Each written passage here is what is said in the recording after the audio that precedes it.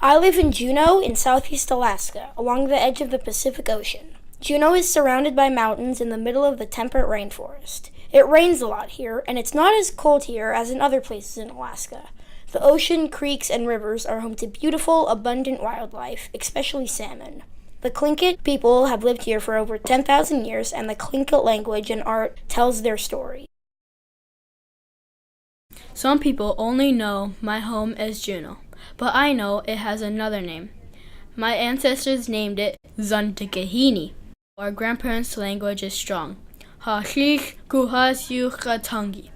My school, Harborview Elementary, sits at the bottom of Yakutat and Ketchikan, the beautiful face or Mount Juneau.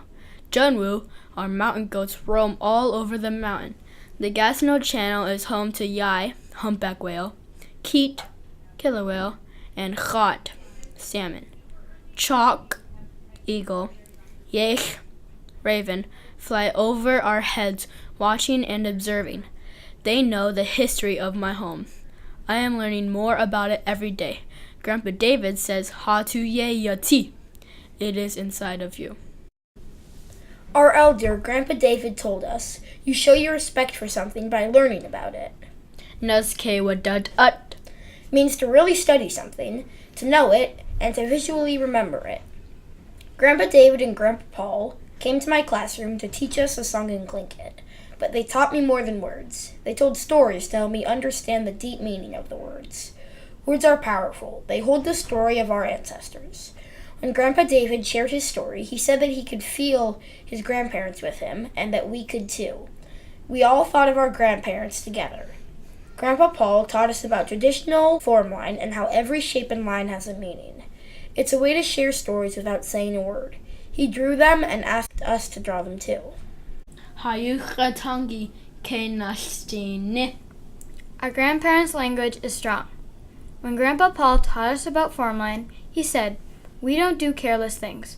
There is a meaning and a reason. We do artwork because it has a story and meaning. Through observation, we begin to understand where things belong. Humpback whale, Yai, killer whale, keet, salmon, cock, wolf, roach, eagle, chalk, raven. yes. Formline is a way of showing how everything is bound together. Like all the animals we drew, they are bound together by water. Heen katutan ut means that which depends on water. Every human, animal, and plant needs water to survive. Asquani yakwaheagu. Asquani means the tree people. When you add the word Kwani you are talking about the community. yakwaheagu Refers to the spirit of the tree. Grandpa Paul and Grandpa David told us the story of the tree people. Tlingit people have always known that trees have spirits and they talk to each other. Lately, scientists have learned this too. They learned that trees talk to each other through their roots and the fungi underground. And they take care of each other too, just like humans. The salmon hide from predators in the rivers and near the tree roots, and lay their eggs there. The trees protect them and help them survive. Chat awashat wechak. Chat hin yikt uwahin. Eagle catch salmon and go up in the trees. And then the salmon bones fall on the ground and fertilize the trees. Everything is connected on the earth. It is a system of give and take and respect. If you study the trees closely, you can determine the number of salmon that have fertilized the tree. The tree is connected to the river and the salmon.